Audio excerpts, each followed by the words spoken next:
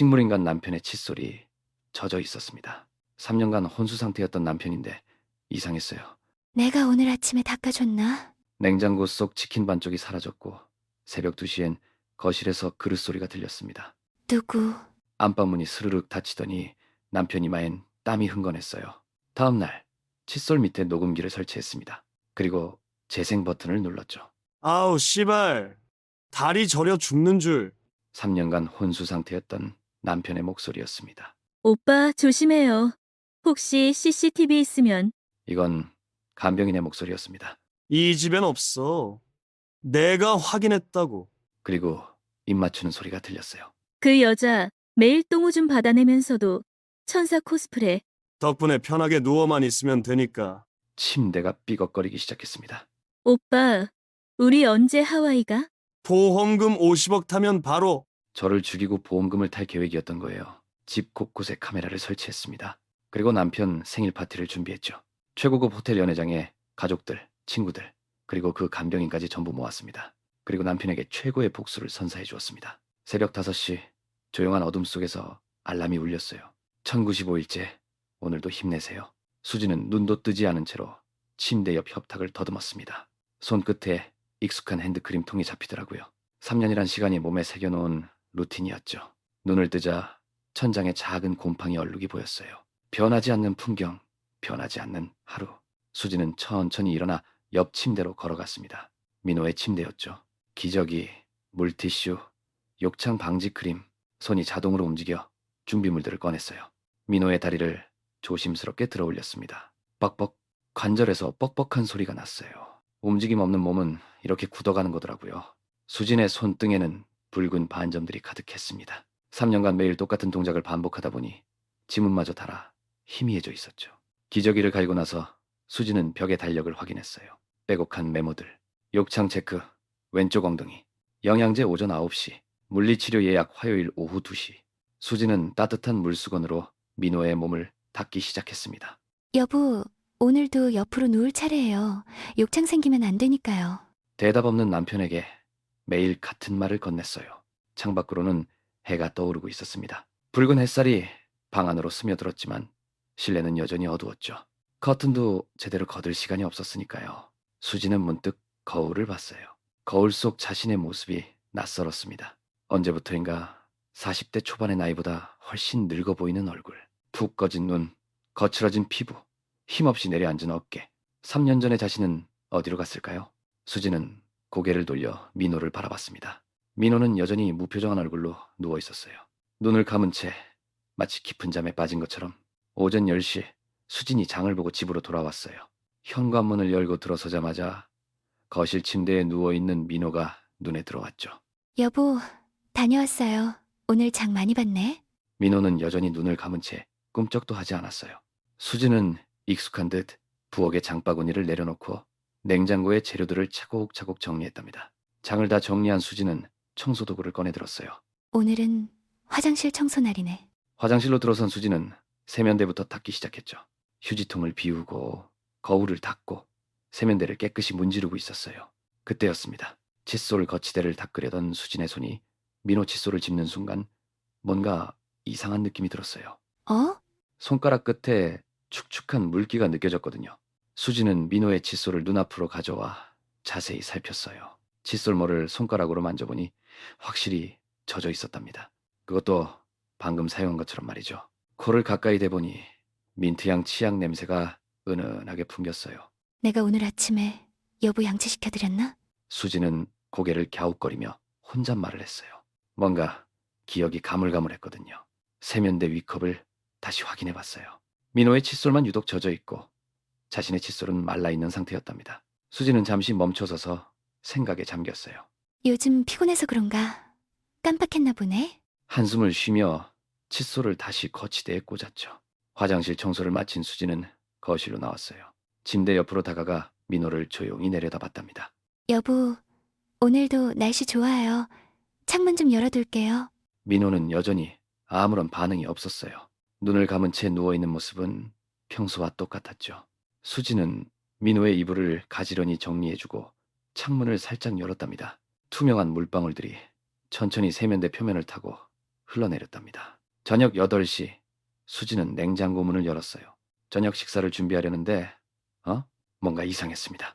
어제 주문했던 통닭이 눈에 들어왔는데요. 분명 반쪽은 남아 있어야 하는데 거의 다 사라져 있었어요. 어? 이거 분명 어제 다리 하나만 먹었는데. 당황한 수지는 냉장고 앞에서 멈춰섰습니다. 혹시 착각한 건가 싶어서 급하게 휴대폰을 꺼내 배달앱을 열었어요. 주문 내역을 확인해보니 분명 치킨 1마리가 맞았습니다. 1마리 맞는데 내가 그렇게 많이 먹었나? 하지만 아무리 생각해도 다리 하나만 먹고 냉장고에 넣었던 기억이 선명했어요. 이상한 마음에 수지는 현관으로 가서 도어락 출입 기록을 확인했습니다. 손가락으로 화면을 쓱쓱 넘기며 확인하는데 어제 저녁 이후로 출입 기록이 전혀 없었어요. 간병인 민지는 어제 안 왔는데 그럼 누가? 불안한 마음이 커지기 시작했습니다. 수지는 부엌으로 돌아와 쓰레기통을 뒤지기 시작했어요. 휴지랑 음식물 찌꺼기를 헤치며 바닥까지 살펴보는데 그때 키친타월에 쌓인 게 눈에 띄었습니다. 조심스럽게 펼쳐보니 깨끗하게 발라먹은 닭뼈들이 나왔어요. 날개뼈, 등뼈, 가슴살뼈까지 여러 부위가 꽤 많이 있었죠. 이게 뭐야? 쥐가 치킨을 뜯어먹진 않잖아. 손이 부들부들 떨리기 시작했습니다. 혼자 사는 집에서, 아니 식물인간 남편과 단둘이 사는 집에서 누군가 몰래 음식을 먹었다는 거잖아요. 수지는 천천히 고개를 돌려 침실 쪽을 바라봤어요. 침대 위에 누워있는 민호가 보였습니다. 여전히 눈을 감은 채 미동도 없이 누워 있었죠. 수지는 닭뼈를 쥔 채 그 자리에 얼어붙었습니다. 등골이 서늘해지면서 온몸에 소름이 돋기 시작했어요. 새벽 2시 30분 수지는 목이 말라 잠에서 깼어요. 침대에서 일어나 침실 문을 조심스럽게 열고 복도로 나섰죠. 그런데 이상하게도 거실 쪽에서 희미한 불빛이 새어나오고 있었어요. 분명 불 다 껐는데 그때였어요. 딸그라, 딸그라 그릇을 만지는 듯한 소리가 거실에서 들려왔죠. 수진의 심장이 미친 듯이 쿵쾅거리기 시작했어요. 누구? 떨리는 목소리로 물었지만 대답은 없었습니다. 수지는 천천히 아주 조심스럽게 복도를 걸어갔어요. 한 걸음 한 걸음 거실 문 앞에 섰을 때였습니다. 갑자기 안에서 모든 기척이 뚝 끊겼어요. 그리고 끼익 안방문이 천천히 닫히는 소리가 들렸죠. 수지는 급히 안방문을 열었어요. 민호는 침대에 그대로 누워 있었습니다. 하지만 이마에는 송글송글 땀이 맺혀 있었죠. 수지는 다시 거실로 달려갔어요. 싱크대를 확인했습니다. 설거지된 그릇이 하나 놓여 있었고 그릇에는 아직 물기가 촉촉하게 남아 있었습니다. 다음 날 오전 수지는 노트북 앞에 앉아 있었어요. 검색창에 초소형 보이스 레코더라고 입력하자 수많은 상품들이 쏟아져 나왔죠. 하나하나 클릭하며 상품평들을 읽어 내려갔습니다. 소리 감지 자동 녹음 기능이 있어서 배터리 오래가요. 72시간 연속 녹음 가능. 사무실에서 증거 수집용으로 완벽합니다. 수진의 눈이 한 상품에 멈췄어요. 손톱만 한 크기의 검은색 녹음기였는데 리뷰에는 화장실 환풍구에 숨겨놨는데 하나도 안 보여요 라는 글이 달려 있었죠. 수진은 떨리는 손으로 당일 배송을 선택하고 주문 버튼을 눌렀습니다. 제발 내가 미친년이길 가슴속으로 간절히 빌었어요. 오후 3시 현관문이 닫히는 소리가 들렸습니다. 수진은 침대에 누워있다가 조용히 고개를 들었죠. 민지가 퇴근한 거예요. 택배는 이미 점심때 도착해 있었고 수지는 침대 밑에 숨겨둔 박스를 꺼냈습니다. 손이 너무 떨려서 포장을 뜯는 데만 한참이 걸렸어요. 작은 검은색 녹음기를 손에 쥐자 심장이 쿵쾅거리기 시작했죠. 수지는 천천히 화장실로 들어갔습니다. 문을 조심스럽게 잠그고 세면대 위에 놓인 칫솔 거치대를 들어올렸어요. 흰색 플라스틱 거치대의 밑바닥을 확인했죠. 여기에 붙이면 되겠어. 수지는 미리 준비해둔 투명 양면 테이프를 떼어냈습니다. 녹음기 뒷면에 테이프를 붙이고 거치대 밑바닥 안쪽에 조심스럽게 눌러붙였어요. 손가락으로 꾹꾹 눌러 고정시키고 각도를 이리저리 조정했습니다. 세면대 전체가 녹음 범위 안에 들어와야 해. 거치대를 들고 세면대 위에 대보며 위치를 확인했어요. 녹음기는 거치대 밑면 안쪽 깊숙이 숨겨져 있어서 위에서 내려다봐도 전혀 보이지 않았죠. 수지는 녹음기의 작은 버튼을 찾아 손톱으로 꾹 눌렀습니다. 빨간 LED가 한번 깜빡였어요. 수진의 심장이 멎을 것 같았습니다. 이제 시작이야. 거치대를 원래 자리에 조심스럽게 내려놓고 칫솔들을 하나씩 꽂았어요. 한 발짝 뒤로 물러서서 세면대를 바라봤습니다. 밖에서 보니 전혀 티가 안 났어요. 수지는 길게 안도의 한숨을 내쉬었습니다. 다음날 정오, 수지는 도서관 3층 열람실 가장 구석진 자리에 앉아 있었어요. 주변을 한 번 더 둘러보고는 가방에서 녹음기를 꺼내 노트북에 조심스럽게 연결했습니다. 손이 살짝 떨리더라고요. 이어폰을 귀에 끼고 파일을 재생했어요. 화면에 00대 00대 00이라는 타임코드가 떴죠. 처음엔 바스락거리는 잡음만 들렸어요. 수진이 녹음기를 책상 서랍 속에 숨기면서 생긴 소리였죠. 00대 15대 23, 물 흐르는 소리가 들렸습니다. 아마 민지가 화장실에 간 거겠죠. 수진은 볼륨을 조금 더 올렸어요. 시간이 흘러 01대 02 대 47이 되었을 때 드디어 수진 자신의 목소리가 들렸습니다. 여보, 영양제 드릴게요. 오늘도 좋은 하루 보내세요. 그 뒤로는 다시 고요함만 이어졌어요. 시계만 째깍째깍 소리를 내며 돌아가고 있었죠. 01 대 30 대 15, 02 대 05 대 43, 02 대 4, 18 대 19. 3시간이 넘도록 별다른 소리가 들리지 않았습니다. 가끔 민지가 의자에서 일어나는 소리나 문을 여닫는 소리 정도만 들렸을 뿐이에요. 수지는 점점 어깨에 힘이 빠지는 걸 느꼈습니다. 역시 내가 너무 예민했나 봐. 괜히 이런 짓까지 했네. 작은 한숨을 내쉬며 재생발을 빨리 감기하려고 마우스를 움직였어요. 바로 그 순간이었습니다. 철컥 문 열리는 소리가 선명하게 들렸어요. 수진의 손이 마우스 위에서 그대로 얼어붙었습니다. 심장이 쿵쾅거리기 시작했죠. 민지의 퇴근 시각이었습니다. 수진은 병실복도 벤치에 앉아 떨리는 손으로 휴대폰을 꺼냈어요. 이어폰을 귀에 꽂고 녹음 파일을 재생했죠. 처음엔 침대 시트, 스치는 소리, 희미한 숨소리만 들렸어요. 그런데 바로 그때였습니다. 아, 씨발. 다리 저려 죽는 줄. 수진의 눈이 커졌어요. 그 목소리, 분명히 민호의 목소리였어요. 3년 동안 단 한마디도 하지 못했던 남편의 목소리가 너무도 또렷하게 들려왔죠. 뚝뚝뚝 관절 꺾는 소리가 이어졌어요. 기지개 좀 켜자. 아, 개운해. 과당. 수진의 손에서 휴대폰이 바닥에 떨어졌습니다. 주변에 앉아있던 사람들이 놀라서 수진을 쳐다봤어요. 수진은 급히 휴대폰을 주워들고 이어폰을 다시 귀에 꽂았습니다. 손이 너무 떨려서 이어폰 선이 자꾸만 흔들렸죠. 오빠, 조심해요. 혹시 CCTV 있으면 간병인 민지의 목소리였어요. 야, 이 집에 CCTV 없어. 내가 확인했다고. 입 맞추는 소리가 선명하게 들렸습니다. 수지는 손으로 입을 틀어막았어요. 온몸이 부들부들 떨리기 시작했고 눈물이 주르륵 흘러내렸죠. 복도 벤치에 앉은 채로 몸을 웅크리고 흐느끼기 시작했습니다. 수지는 황급히 화장실 칸으로 뛰어들어갔어요. 손이 떨려서 문고리를 제대로 잡을 수조차 없었지만 간신히 잠금 장치를 채웠죠. 그리고 등을 문에 기댄 채 거친 숨을 몰아쉬며 이어폰을 꽂았답니다. 떨리는 손으로 녹음 파일을 재생했어요. 처음엔 잡음만 들렸지만 곧 익숙한 여자 목소리가 흘러나왔습니다. 그 여자 진짜 바보 아냐? 매일 똥오줌 받아내면서도 천사 코스프레하고 있으니까. 수진의 심장이 쿵 내려앉았어요. 생각만 해도 역겹다. 진짜. 남편 몸 닦아주고 기저귀 갈아주고. 크크크. 그때 남자의 낮은 웃음소리가 들렸습니다. 덕분에 편하게 누워만 있으면 되니까 좋지. 진짜 편해 죽겠어. 수진은 입을 막았어요. 눈물이 쏟아질 것 같았지만 소리를 내면 안 된다는 본능적인 두려움에 이를 악물었죠. 아, 너 덕분에 매일이 천국이야. 수진이는 병원비 벌러 새벽부터 나가고. 오빠 진짜 천재 아냐? 3년 동안 식물인간 연기하면서 보험금까지 노리다니. 삐걱, 삐걱, 침대가 흔들리는 소리가 또렷하게 들려왔어요. 수진은 휴대폰 화면을 내려다봤습니다. 녹음 시각 오후 3시 23분.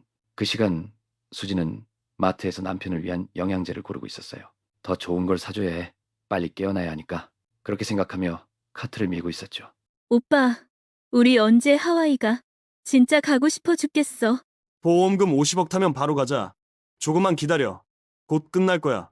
그 순간이었어요. 수진의 손에서 휴대폰이 미끄러졌습니다. 와장창 휴대폰이 변기 뚜껑에 부딪히며 화면에 거미줄처럼 금이 갔어요. 수진은 집으로 돌아오자마자 곧장 서재로 향했어요. 가슴이 두근거리고 손이 떨렸지만 이제는 확인해야 할 것들이 너무 많았죠.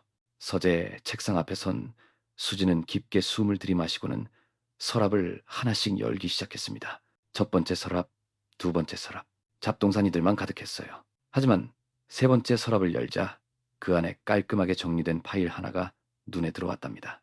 보험증권이라고 적힌 파란색 파일이었어요. 수지는 떨리는 손으로 그 파일을 꺼내 펼쳤습니다. 첫 장에는 익숙한 보험사 로고가 보였고 그 아래 계약 내용이 빼곡히 적혀 있었어요. 피보험자 강민호 수익자, 강수진 배우자. 평범한 보험증권처럼 보였어요. 하지만 뭔가 이상했답니다. 서류 뒷장을 넘기자 아래쪽에 클립으로 고정된 추가 특약서가 나타났어요.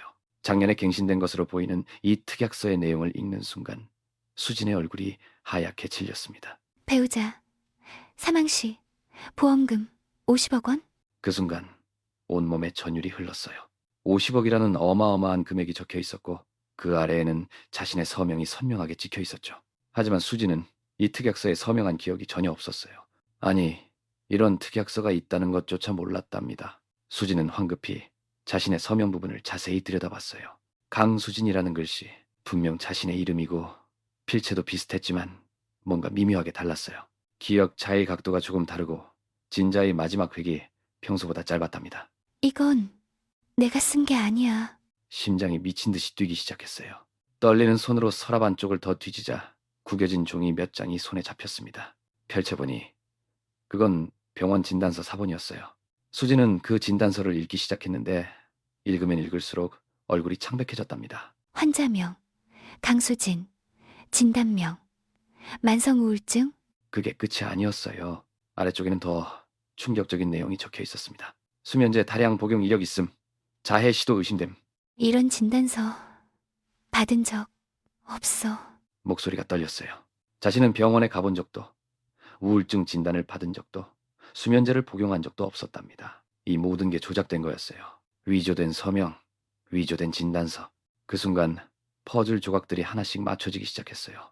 민호는 자신을 식물인간으로 속이면서 동시에 자신을 죽일 계획을 세우고 있었던 거예요. 50억이라는 거액의 보험금을 타내기 위해서요. 위조된 진단서로 우울증 환자가 자살했다는 시나리오를 만들려 했던 거죠. 수진의 무릎에서 힘이 빠져나갔습니다. 그대로 바닥에 주저앉으면서 손에 쥔 진단서가 바닥에 떨어졌어요. 저 새끼가 날 죽일 계획이었구나. 저녁 7시 수진이 현관문 손잡이를 천천히 돌렸어요. 삐걱 문이 열리는 소리가 고요한 집안에 울려 퍼졌죠. 거실에는 여느 때와 다름없이 민호가 침대에 누워 있었습니다. 눈을 감고 팔다리는 축 늘어진 채로요. 완벽한 식물인간의 모습이었어요. 수지는 가방을 소파에 내려놓고 천천히 민호에게 다가갔습니다. 평소처럼 평온한 목소리로 말을 건넸어요. 여보, 오늘 땀 많이 흘렀네? 그녀는 침대 옆 선반에서 수건을 꺼내 민호의 이마를 부드럽게 닦아주기 시작했습니다. 수건이 이마를 스치는 순간 민호의 눈꺼풀이 아주 미세하게 떨렸어요. 찰나의 순간이었지만 수지는 그 떨림을 놓치지 않았답니다. 그녀의 손이 잠시 멈췄다가 다시 움직였어요. 여보, 춥지? 이불 덮어줄게. 수지는 이불을 민호의 가슴까지 천천히 올려 덮어주었습니다. 그리고는 몸을 낮춰 민호의 귓가에 바짝 얼굴을 가져갔어요. 속삭이듯 나지막한 목소리가 흘러나왔죠. 고생 많았지? 오늘 하루도 연기하느라. 그 순간 민호의 숨이 딱 한 박자 멈췄습니다. 가슴이 올라갔다 내려오던 리듬이 완전히 끊긴 거예요. 수지는 천천히 몸을 일으키며 입가에 미소를 지었습니다. 그리고는 아무 일도 없었던 듯 주방으로 향했어요. 싱크대에 두 손을 짚고 기댄 순간 그녀의 손이 부들부들 떨리기 시작했습니다. 다음 날 아침 수지는 남편이 출근한 직후 곧바로 집을 나섰어요. 목적지는 강남역 근처에 있는 대형 전자제품 매장이었죠. 매장 안으로 들어서자 온갖 전자기기들이 빼곡하게 진열되어 있었습니다. 수지는 직원 한 명을 불러 세우더니 조용히 물었어요. 저기요, CCTV 같은 건데 티가 안 나는 거 있나요? 최대한 눈에 안 띄는 걸로요. 아, 초소형 카메라 찾으시는 거군요. 요즘 많이 찾으시는데 이쪽으로 오시죠. 직원은 수진을 매장 안쪽 코너로 안내했어요. 진열대 위에는 작은 상자들이 여러 개 놓여 있었습니다. 요즘 가장 많이 나가는 제품 3가지를 보여드릴게요. 첫 번째는 화재 감지기형 카메라입니다. 직원이 흰색 플라스틱 원형 기기를 집어들었어요. 겉보기엔 평범한 화재 감지기였지만 가운데 작은 렌즈가 숨겨져 있었죠.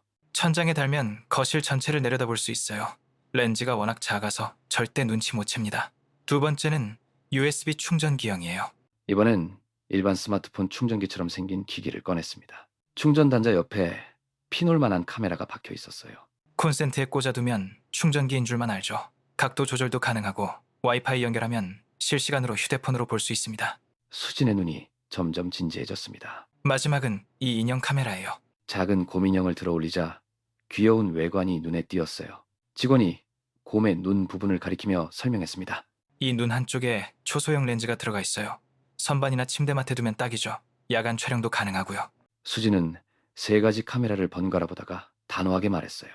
3개 다 주세요. 지금 당장 쓸 수 있는 거죠? 네, 와이파이만 연결하시면 바로 사용 가능합니다. 계산을 마친 수지는 검은 쇼핑백에 카메라들을 담아들고 급히 집으로 향했습니다.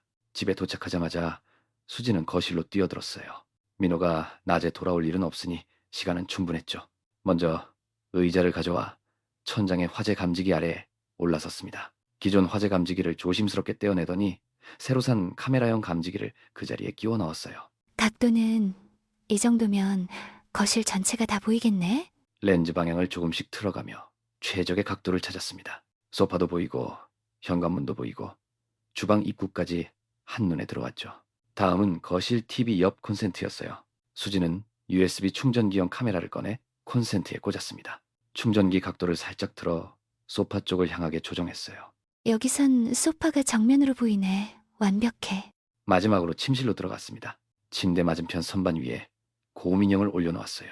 귀여운 인형이 침대를 정면으로 응시하는 구도가 완성됐죠.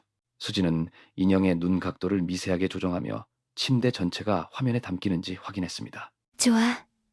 이제 확인해 볼까? 수지는 휴대폰을 꺼내 앱을 실행했어요. 화면에 3개의 아이콘이 떴습니다. 첫 번째 아이콘을 누르자 거실 천장에서 내려다본 화면이 선명하게 나타났어요.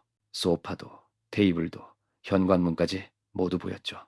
두 번째 아이콘을 터치하니 소파가 정면으로 보이는 각도의 영상이 떴습니다. 누가 소파에 앉으면 얼굴까지 또렷하게 잡힐 정도로 화질이 좋았어요. 마지막 3번째 아이콘을 누르자 침대가 화면 가득 들어왔습니다. 침대 위에서 무슨 일이 벌어지든 전부 녹화될 게 분명했죠. 다 잡혔어. 이제 뭘 하든 내 눈을 피할 수 없어. 휴대폰 화면 속 3개의 영상이 실시간으로 작동하고 있었습니다. 다음 날 오후 현관문이 열리는 소리가 들렸어요. 민지가 왔던 거죠. 수지는 재빨리 침대 옆으로 돌아가 민호의 손을 잡고 있는 척했습니다. 안녕하세요, 사모님.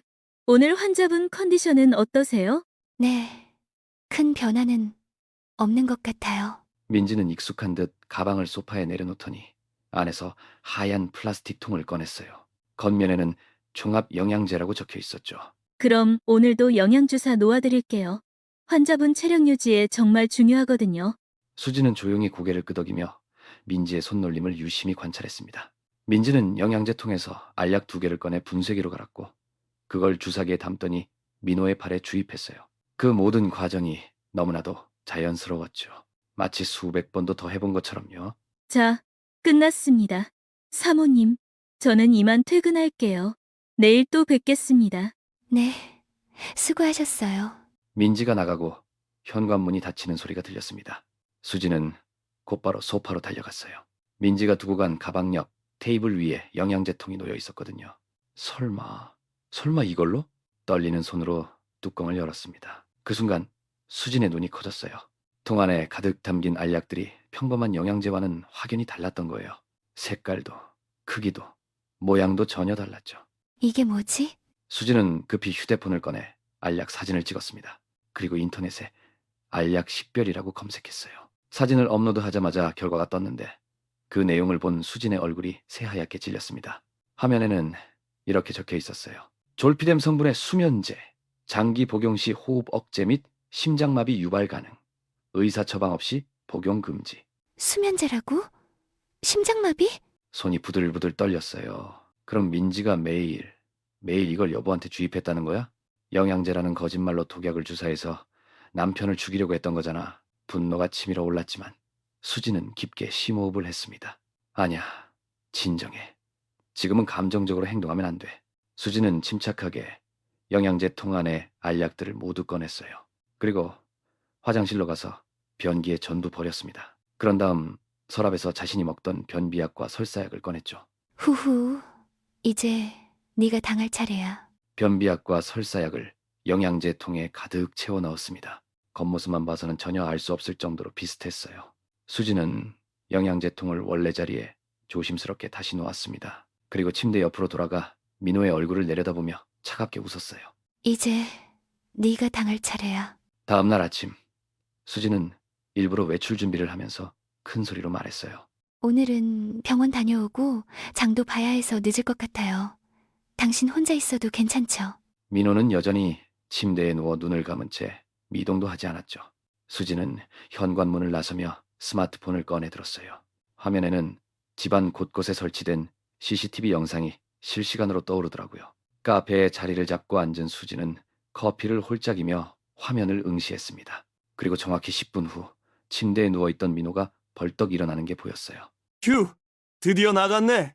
민호는 침대에서 내려와 스트레칭을 하더니 거실로 나왔습니다. 바로 그때 현관문이 열리면서 민지가 들어왔어요. 오빠, 보고 싶었어. 나도 어서 와. 둘은 거실 한가운데서 서로를 끌어안았어요. 수지는 화면을 보며 차갑게 미소 지었죠. 야, 배고프다. 배달 음식 시키자. 치킨이랑 피자. 좋아. 오늘은 실컷 먹어보자. 곧 배달이 도착했고 둘은 거실 소파에 푹신하게 앉아 먹방을 시작했어요.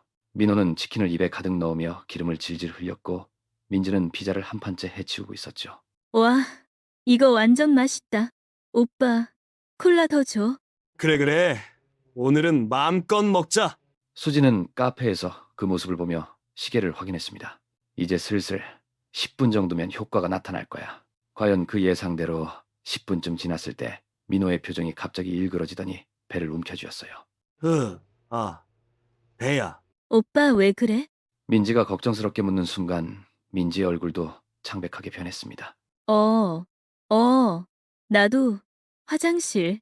민호는 급하게 소파에서 벌떡 일어나 화장실로 뛰어갔어요. 하지만 민지도 똑같이 급한 상황이라 뒤따라 달려갔죠. 화장실 문 앞에서 둘이 딱 마주쳤습니다. 비켜. 내가 먼저야. 안 돼. 나도 진짜 급해. 내가 형이잖아. 비켜. 무슨 형이야. 나 참고 있는 거 힘들어. 둘은 화장실 문 앞에서 서로를 밀치며 치열하게 다투기 시작했어요.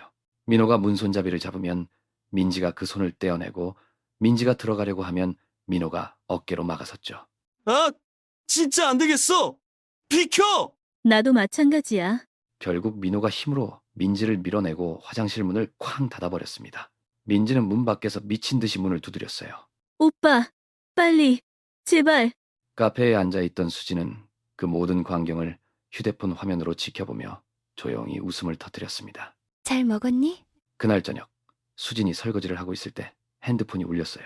화면에 뜬 이름을 보니 시어머니였죠. 수지는 잠시 망설이다가 통화 녹음 앱을 켜고 전화를 받았습니다. 어머니, 안녕하세요.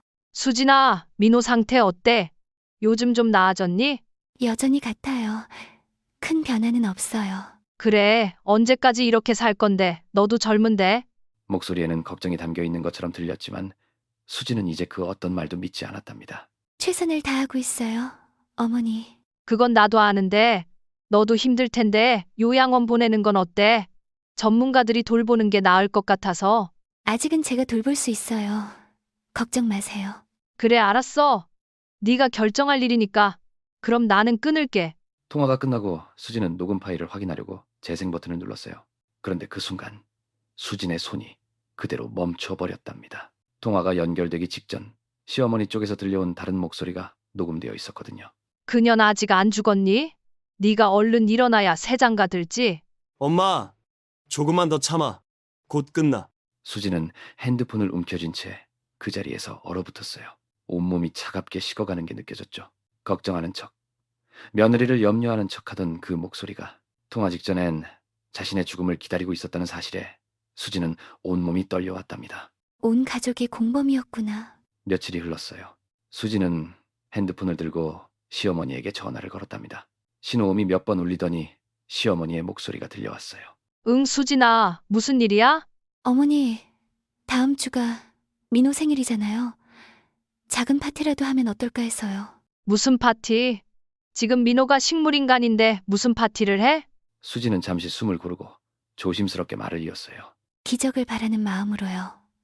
가족들과 민호 친구들도 모시고 다 같이 민호를 위해 기도하는 자리를 만들고 싶어요.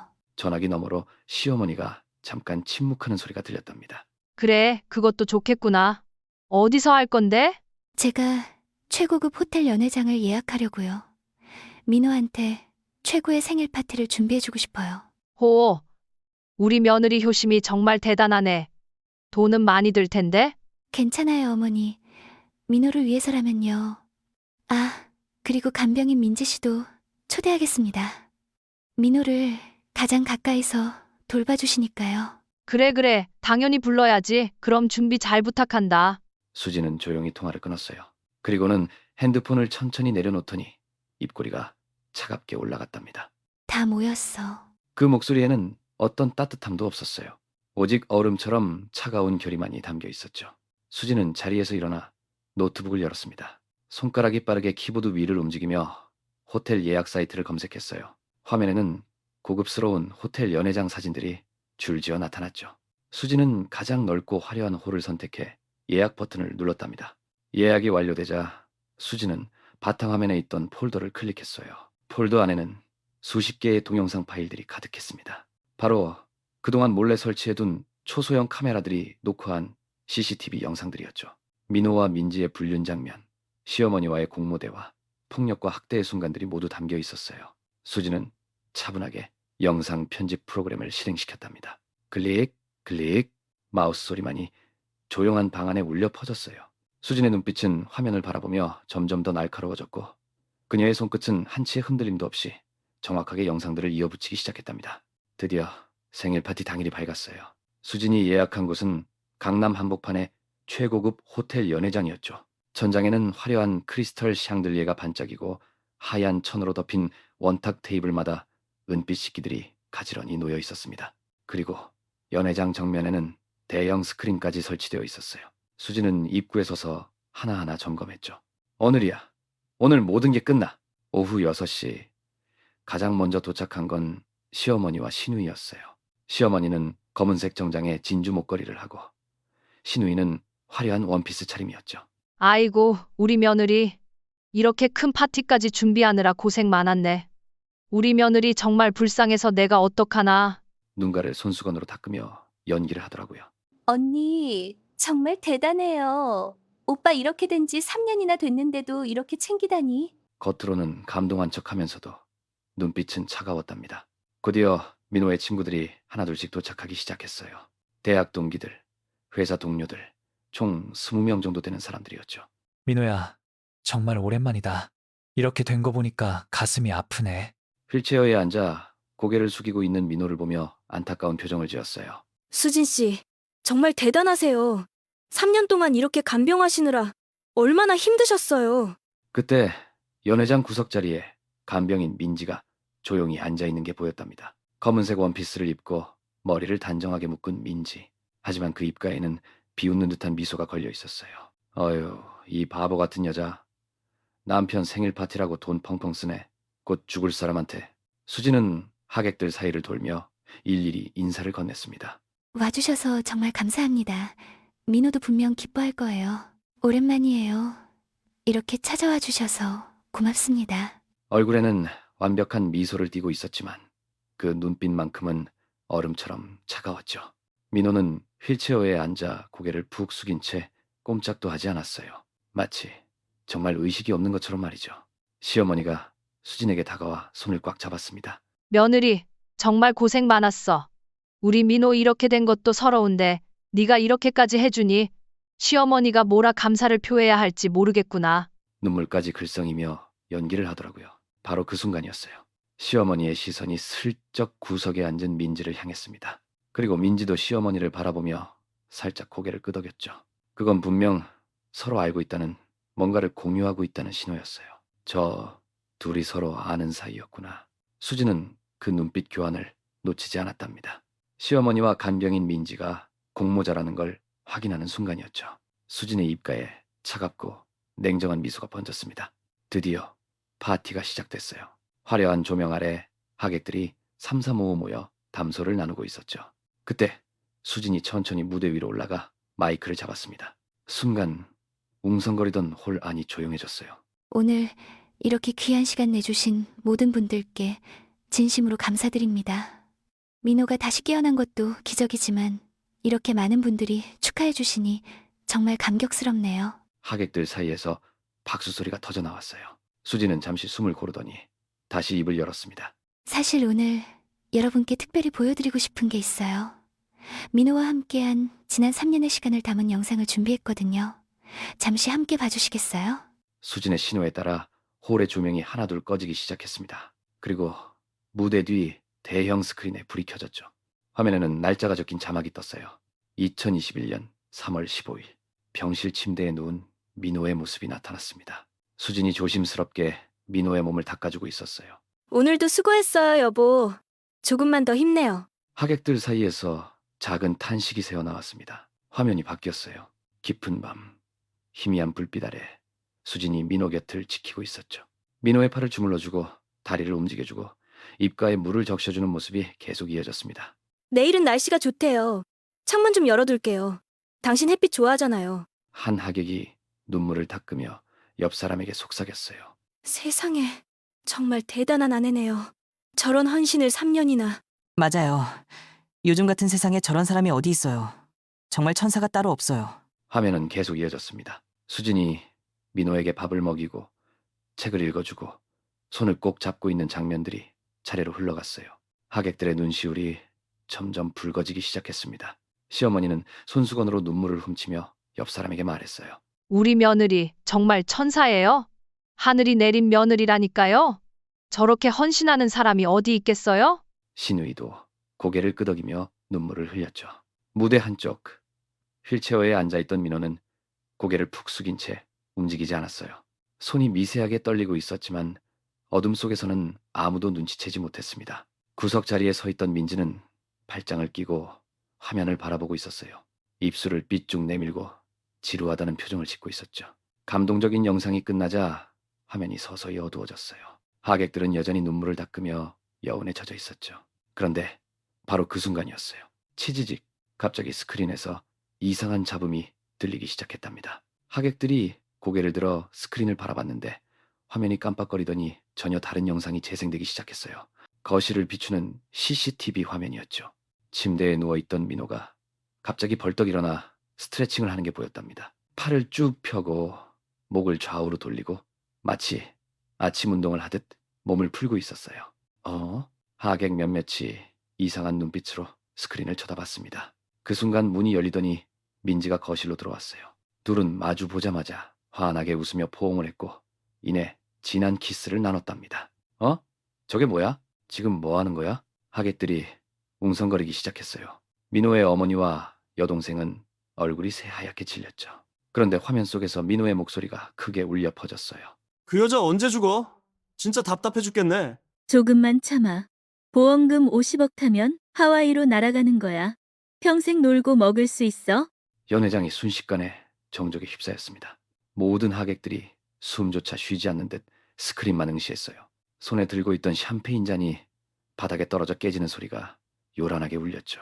화면이 바뀌었어요. 이번엔 침실이었는데 민호와 민지가 수진의 침대에서 관계를 갖고 있는 장면이 적나라하게 펼쳐졌답니다. 으앗! 저게 대체! 하객 몇몇이 눈을 가리며 비명을 질렀어요. 그때 시어머니의 목소리가 녹음된 음성이 크게 흘러나왔습니다. 그년 아직 안 죽었니? 내가 준비한 약 제대로 먹이고 있는 거 맞지? 어머님 걱정 마세요. 천천히 죽어가고 있어요. 흔적 안 남게 조금씩 먹이고 있다니까요. 자, 연회장 곳곳에서 비명이 터져 나왔어요. 하객들은 경악한 표정으로 서로를 쳐다보며 믿을 수 없다는 듯 고개를 저었답니다. 바로 그 순간 민지가 비명을 질렀어요. 안 돼. 이거 꺼야 해. 민지는 급하게 스크린 쪽으로 뛰어나가며 손을 휘저었죠. 하지만 이미 영상은 모든 하객들에게 생생하게 전달된 후였어요. 시어머니가 얼굴이 새하얗게 변해서는 자리에서 일어났습니다. 이게 대체 뭐냐? 목소리가 떨리고 있었어요. 그때였습니다. 민호가 너무나 놀란 나머지 본능적으로 휠체어에서 벌떡 일어나 버렸어요. 홀 전체가 순식간에 정적에 휩싸였습니다. 하객 한 명이 크게 소리쳤어요. 어머! 일어났어! 신랑이 일어났어! 모든 시선이 일제히 민호에게 쏠렸죠. 민호는 그제야 자신이 일어나 있다는 걸 깨달았어요. 급하게 다시 휠체어에 앉으려고 했지만 이미 너무 늦었습니다. 수백 명의 하객들이 모두 그 장면을 목격해버렸거든요. 민호의 친구 하나가 믿을 수 없다는 표정으로 다가왔습니다. 민호야, 너 걸을 수 있었어? 3년 동안 우리 다 속인 거야? 민호는 입술을 떨며 말을 더듬었어요. 그게. 아니, 이건. 그 순간 수진이 천천히 마이크를 잡고 단상으로 걸어 나왔습니다. 하이힐 소리가 조용한 홀 안에 또렷하게 울려 퍼졌죠. 수진은 민호 앞에 서서 차갑게 미소 지었어요. 여보, 다리가 안 아픈가 봐. 3년 만에 기적이네. 수진이 입을 열었어요. 모두 놀라셨죠? 저도 놀랐어요. 차분하지만 강렬한 목소리가 예식장 전체를 채웠습니다. 3년간 식물인간인 줄 알았던 남편이 이렇게 멀쩡했다는 게요. 민호의 얼굴이 새하얗게 질렸어요. 수진아. 이건 오해야. 내가 설명할게.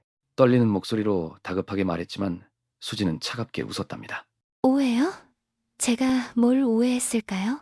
그러면서 수진은 가방에서 서류 뭉치를 꺼냈어요.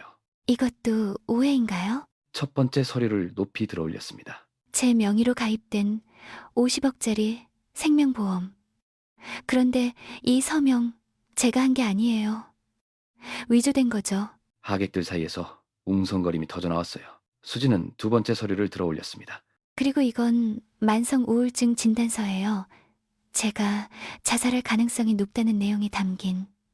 근데 신기하게도 저는 병원에 간 적이 한 번도 없어요. 이것도 전부 위조된 거랍니다. 세상에, 말도 안 돼!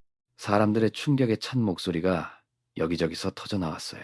수진이 서류를 내리며 민호를 똑바로 바라봤습니다. 여러분, 제 남편은 저를 죽이고 50억 보험금을 타려던 계획을 세웠어요. 위조 서명, 가짜 진단서, 모든 게 치밀하게 준비된 살인 계획이었죠. 민호가 휘청거리며 무릎을 꿇었어요. 잠깐만, 수진아. 바로 그 순간이었어요. 연회장 문이 벌컥 열리면서 정장 차림의 형사 4명이 일제히 들어섰습니다. 하객들이 일제히 고개를 돌렸고 연회장 안은 순식간에 정적에 휩싸였죠. 형사 중 한 명이 앞으로 성큼성큼 걸어 나오더니 민호와 민지를 똑바로 바라보며 말했어요. 강민호 씨, 박민지 씨, 살인 미수 및 보험 사기 혐의로 체포합니다. 민호의 얼굴이 새하얗게 질렸어요.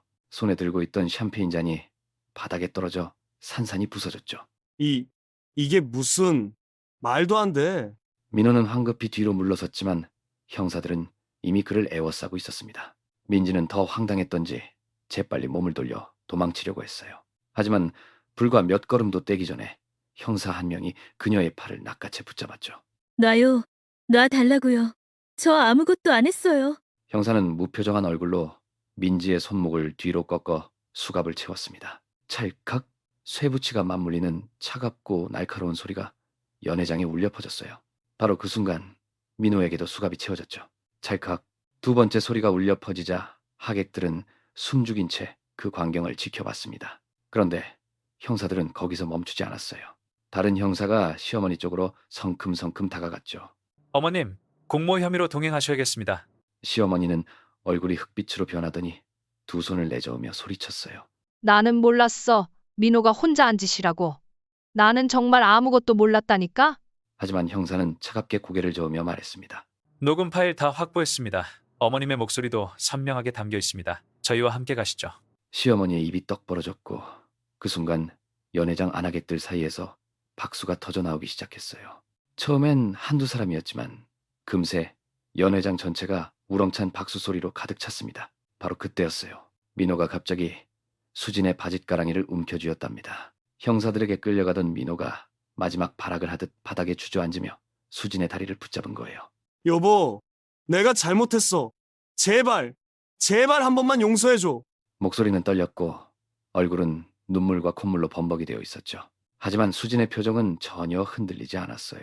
오히려 차갑게 식어 있었답니다. 수진은 잠깐 민호를 내려다보더니 발로 그의 손을 거칠게 걷어찼어요. 손 치워. 역겹거든. 여보, 나 미쳤었어.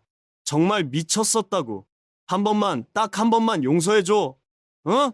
수진은 민호를 똑바로 쳐다보며 차갑게 말했습니다. 3년간 네 똥오 좀 받아낼 때 단 한 번이라도 미안했어? 응? 내가 네 기저귀 갈아줄 때, 네 몸 닦아줄 때 단 한 번이라도 고마웠어? 민호의 입이 떡 벌어졌어요. 아무 말도 할 수 없었죠. 할 말이 없었던 거예요. 그만하고 일어나세요. 형사가 민호의 팔을 잡아 억지로 일으켜 세웠답니다. 민호는 비틀거리며 일어났지만 여전히 수진을 바라보고 있었어요. 그 눈빛에는 후회와 절망이 가득했죠. 바로 그때 옆에서 수갑을 찬 채 끌려가던 민지가 갑자기 소리를 질렀어요. 이년아, 너도 끝이야. 너도 절대 행복할 수 없어. 하지만 수지는 민지를 향해 차분하게 고개를 돌리며 말했답니다. 내가 끝? 넌 감옥에서 썩을 텐데. 수지는 손가락을 핸드백 안으로 넣었어요. 그리고 무언가를 천천히 꺼내 들었죠. 그게 뭐냐고요? 바로 칫솔이었답니다. 그것도 아주 낡은 색이 변한 칫잠이었어요. 민호는 그 칫솔을 보는 순간 얼굴이 새하얗게 질렸습니다. 바로 그 칫솔, 민지와 자신의 관계를 들킨 그날의 칫솔이었거든요. 수지는 차갑게 웃으며 그 칫솔을 민호의 얼굴을 향해 던졌어요. 가서 이거나 닦아. 칫솔이 공중을 날아가는 순간 수진이 한마디 더 덧붙였습니다. 네, 입에서 썩은 내 진동하니까. 그 말에 하객들 사이에서 작은 탄성이 터져 나왔어요. 오, 칫솔은 민호의 이마에 정확히 맞았고 바닥으로 떨어져 대굴대굴 굴러갔죠. 민호는 그 칫솔을 멍하니 바라보기만 했습니다. 입을 벌린 채 아무 말도 할 수 없었어요. 바로 그때 형사들이 앞으로 나섰습니다. 강민호, 박민지 동행해야겠습니다. 형사들이 민호와 민지의 팔을 잡고 끌고 나가기 시작했어요. 아니야. 잠깐만. 수진아. 살려주세요.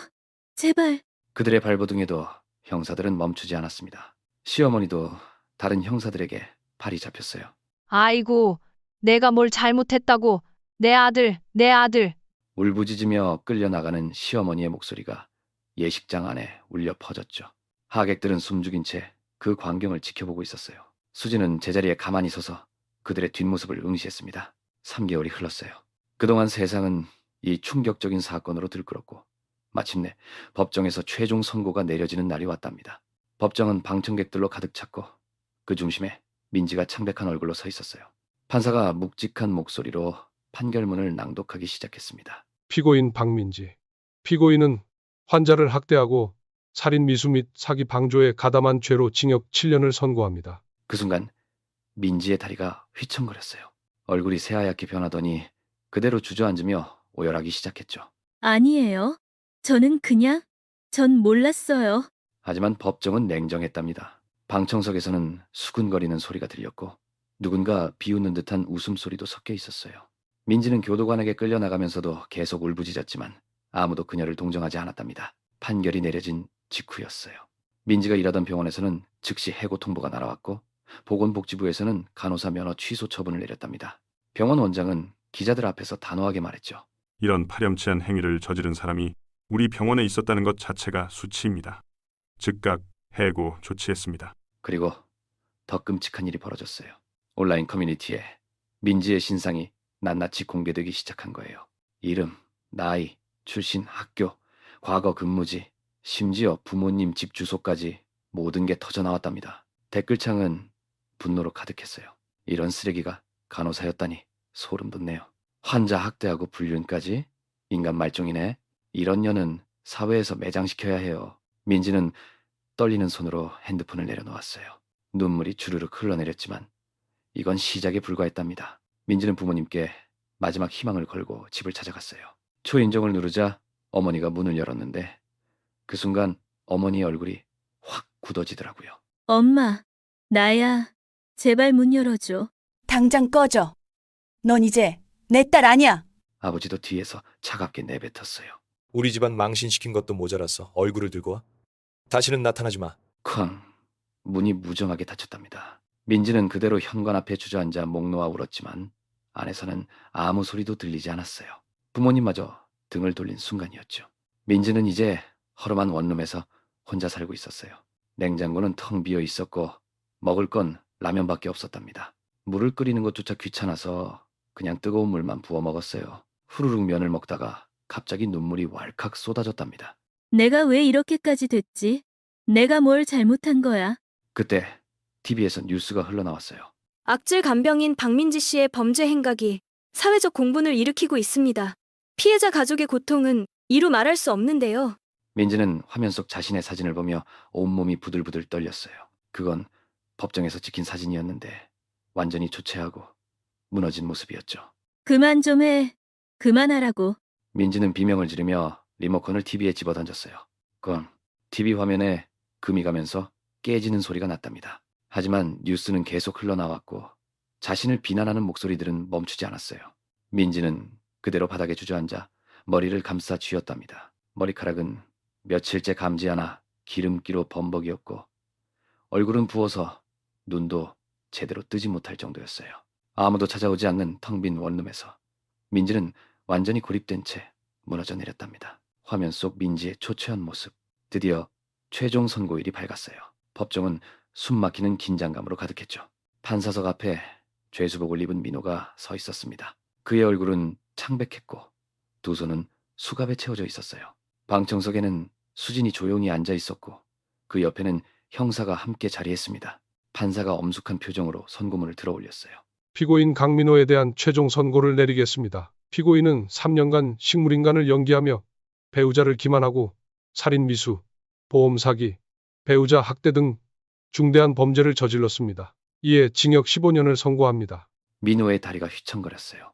하지만 판사의 선고는 거기서 끝이 아니었죠. 또한 피고인의 전 재산을 피해자인 강수진 씨에게 배상하고 위자료 30억 원을 즉시 지급할 것을 명합니다.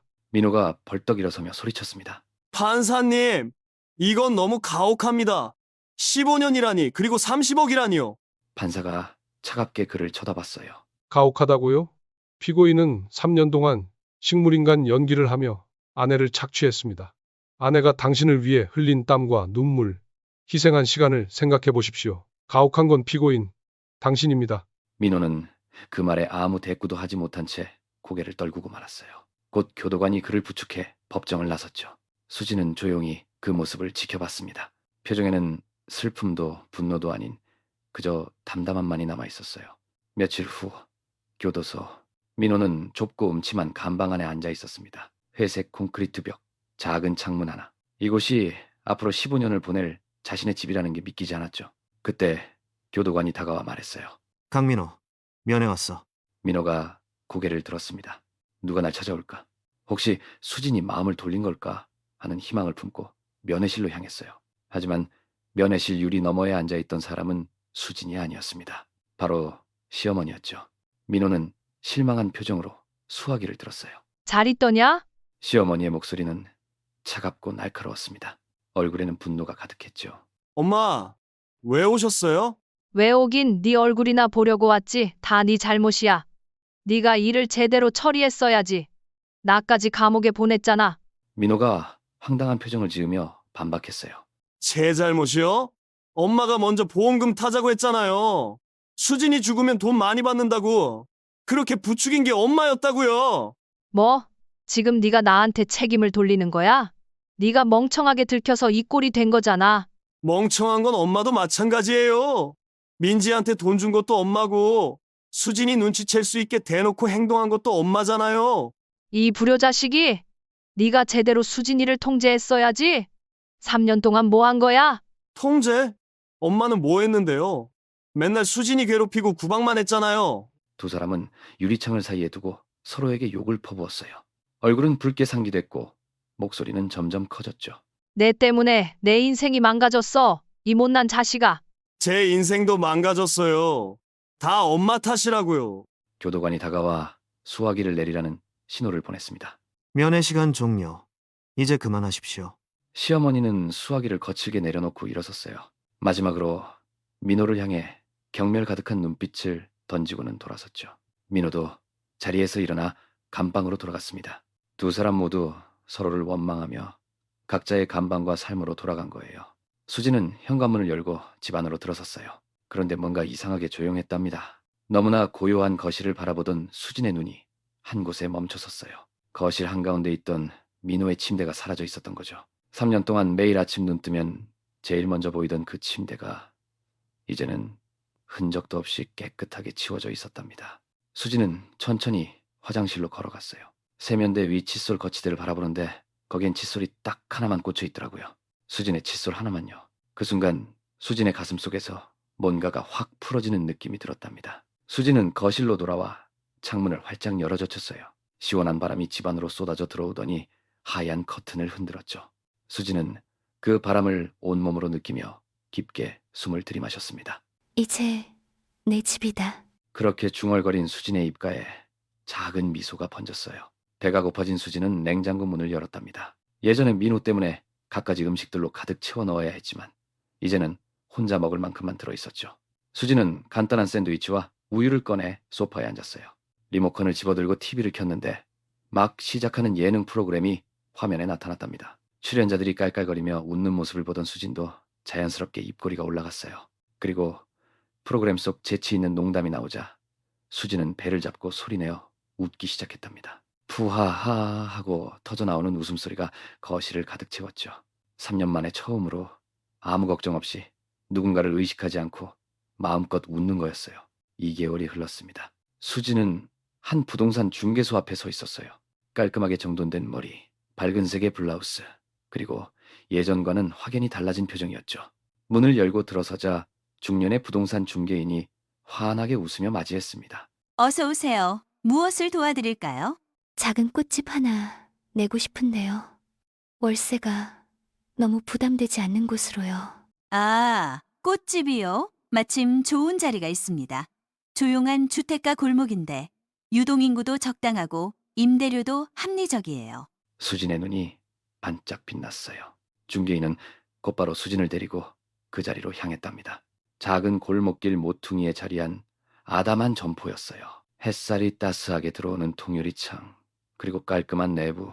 수진은 그 공간을 천천히 둘러보며 미소를 지었죠. 여기로 할게요. 일주일 후 그 골목길에 하얀 바탕에 연두색 글씨로 쓰인 간판이 달렸습니다. 꽃집 새벽.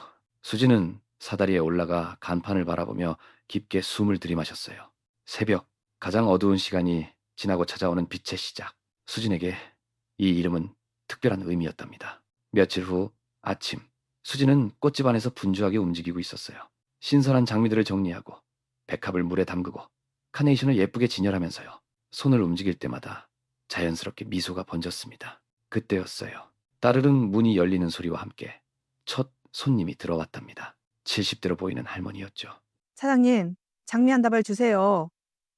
오늘 손녀 생일이거든요? 네, 알겠습니다. 예쁘게 포장해 드릴게요. 수지는 정성껏 장미를 골라 잡았어요. 가장 싱싱하고 색이 고운 것들로요. 리본을 예쁘게 묶고 포장지를 정갈하게 감싸며 마음을 담았답니다. 할머니는 그런 수진의 모습을 지켜보다가 따뜻하게 말했어요. 네, 사장님. 웃는 얼굴이 참 예쁘네요. 꽃보다 더 예뻐요. 수지는 잠시 멈칫했어요. 그리고 환하게, 정말 환하게 웃으며 대답했습니다. 감사합니다. 교도소 면회실 한쪽, 민호는 무표정한 얼굴로 책상 앞에 앉아 있었어요. 죄수복을 입은 그의 얼굴은 수척하고 눈빛은 생기라곤 찾아볼 수 없었죠. 바로 그때 교도관이 다가와 편지 한 통을 내밀었습니다. 강민호, 편지 왔다. 민호는 무심하게 편지를 받아들었어요. 그런데 봉투를 보는 순간 민호의 눈동자가 크게 흔들렸습니다. 발신일란에 적힌 이름, 바로 강수진이었거든요. 민호의 손이 미세하게 떨리기 시작했어요. 수진이가 왜? 그는 황급히 봉투를 뜯어 편지를 꺼냈습니다. 깔끔한 손글씨로 적힌 편지. 그 첫 문장을 읽는 순간 민호의 입가가 실룩거렸죠. 민호 씨에게 잘 지내시나요? 민호는 헛웃음을 흘리며 다음 문장을 읽어 내려갔어요. 저는 꽃집을 운영하면서 정말 잘 살고 있어요. 매일 아침 신선한 꽃향기를 맡으며 하루를 시작하는데 참 행복하답니다. 민호의 소나귀에 편지를 준 힘이 점점 세져갔습니다. 편지는 계속 이어졌어요. 아, 참, 제가 최근에 꽃집 개업했거든요. 그래서 개업덕을 보냈어요. 교도소 규정상 받으실 수 있을 거예요. 맛있게 드세요. 민호는 편지를 읽다 말고 책상 위에 놓인 작은 포장 상자를 바라봤어요. 흰색 포장지로 고급스럽게 쌓인 떡 상자, 그 위에 리본까지 달려 있었죠. 편지는 마지막 문장으로 넘어갔습니다. 아, 떡 속에 제 명함을 넣어뒀어요. 혹시 나중에 나오시면 꼭 필요하시면 연락주세요. 민호는 떨리는 손으로 떡 상자를 열었어요. 떡 사이사이로 정성스럽게 포장된 명함 한 장이 보였습니다. 민호가 명함을 꺼내들었죠. 꽃집 새벽 대표 강수진. 깔끔한 명함이었어요. 민호는 무의식 중에 명함을 뒤집었습니다. 그 순간 민호의 얼굴이 창백하게 질렸어요. 명함 뒷면에 수진의 손글씨로 짧은 메시지가 적혀 있었거든요. 덕분에 새 인생 살게 됐어. 고마워. 넌 평생 거기서 썩어. 민호의 손에서 명함이 떨어졌습니다. 그는 편지를 움켜쥐고 이를 갈았어요. 온몸이 부들부들 떨리기 시작했죠. 이 미친, 감히. 민호는 편지를 구기며 자리에서 벌떡 일어났습니다. 강수진, 인연이, 네가 감히 나한테. 민호의 목청이 터져라 울부짖었어요. 그 순간 교도관이 재빠르게 달려와 민호를 제압했습니다. 야, 강민호, 정신 차려. 조용히 안 해? 민호는 교도관에게 붙잡힌 채로도 발광하듯 소리쳤습니다. 놔라고! 수진이 그년, 내가. 닥쳐. 독방 가고 싶어? 1년이 흘렀어요. 수진의 꽃집 앞에는 아침부터 손님들이 줄을 서 있었답니다. 개업 화환부터 생일 꽃다발까지 주문이 끊이질 않았죠. 수진은 능숙한 손놀림으로 꽃을 다듬고 포장하며 바쁘게 움직였어요. 감사합니다. 예쁘게 만들어 드릴게요. 그 옆에서는 새로 고용한 직원이 함께 주문을 받고 있었답니다. 사장님, 이 주문은 오후 3시까지 배달이래요. 알았어. 내가 직접 가져다 줄게. 두 사람은 손발이 척척 맞았어요. 점심시간이 되자 수진은 근처 카페로 발걸음을 옮겼습니다. 오랜만에 만난 친구가 먼저 와서 기다리고 있더라고요. 수진아! 여기! 미안. 오늘 아침 손님이 너무 많아서 좀 늦었어. 괜찮아. 그나저나 요즘 정말 행복해 보여. 얼굴에서 빛이 나는 것 같아. 수진은 따뜻한 커피를 한 모금 마시며 미소를 지었어요. 진짜 행복해. 이렇게 바쁘게 살 수 있다는 게 너무 좋아. 그동안 얼마나 힘들었는데 이제 정말 네 인생 사는 것 같아서 내가 다 기뻐. 두 사람은 한참을 수다를 떨며 웃고 떠들었답니다.